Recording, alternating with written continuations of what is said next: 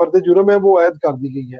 तो आप किस नजर से देखते हैं सर पीटीआई और बानी पीटीआई के जो मौजूदा हालात हैं उनको?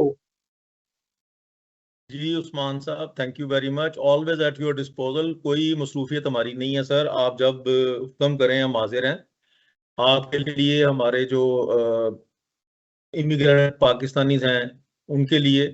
तो सर आपका जो सवाल है उस्मान साहब, उसमें देखें शायद आपको याद होगा, आपके इसी प्लेटफॉर्म पे, आपके इसी प्रोग्राम में, मेरे ख्याल में 1 साल से भी ज्यादा पहले मैंने ये बात की थी कि इमरान खान साहब ने जो अपनी nuisance value, recently newly discovered nuisance value है, उसको एक्सप्लॉइट करने के चक्कर में ये बहुत ज्यादा नुकसान उठाएंगे।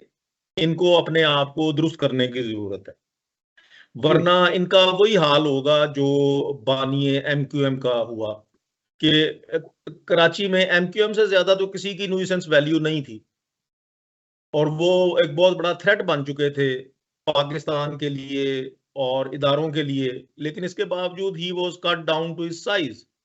तो मैंने इसी प्रोग्राम की तवसत से ये बात की थी कि anybody who goes against Pakistan और against Pakistan institutions, he will cut down to its end his size.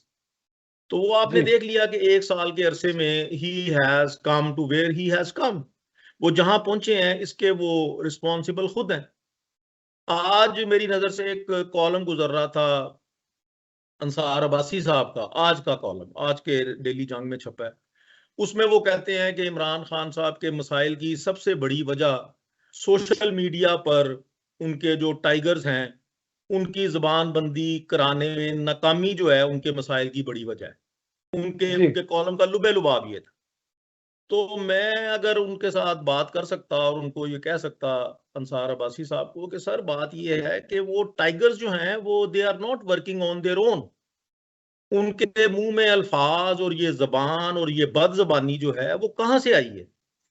वो असल में लीडरशिप ने खुद डाली है, वो खान साहब ने खुद डाली है।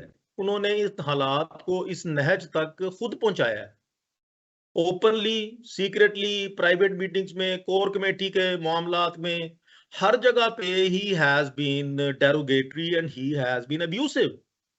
जी और वो चीजें जो हैं वो रिपोर्ट होती हैं, अब दीवारों के भी कान है पाकिस्तान में, और हर चीज जो है वो that is like behind the glass walls, everything is visible.